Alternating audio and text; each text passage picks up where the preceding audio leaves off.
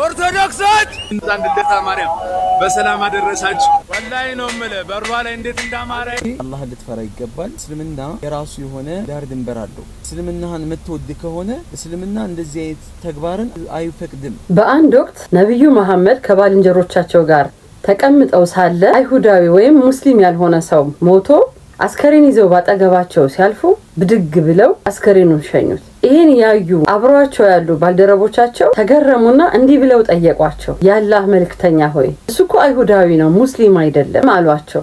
እሳቸውም እንዲህ ብለው መለሱ፣ እሱ ታዲያ ሰው አይደለምን አሏቸው። ሌላ ልጨምረ በእስልምና ታሪክ ውስጥ ትልቅ ቦታ ያላቸው የፍትህና የጥበብ ትልቅ ተምሳሌት የሆኑ የነብዩ መሐመድ አጎት ኢማም አሊ እንዲህ ብለው መናገራቸውን ዘንግተሃል መሰለኝ። ሰው ሁሉ ወይ በሃይማኖት ወንድሞች ናቸው አሊያም በፍጥረት አምሳያዎች ናቸው ብለዋል። በእስልምናም ሆነ በክርስትና አስተምሮ ሰውን መውደድ፣ ጎረቤትን ማክበርና በደስታው ቀን አብሮ መቆምን ያስተምራሉ።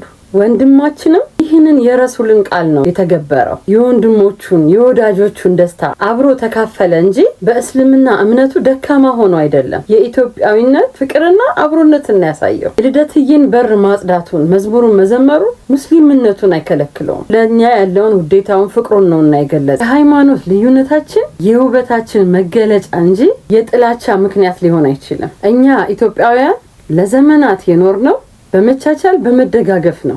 ዛሬም ነገም የምንኖረው በዚህ አብሮነታችን ነው። ወንድማችን ስላከበርከን ፈጣሪ ያክብርህ።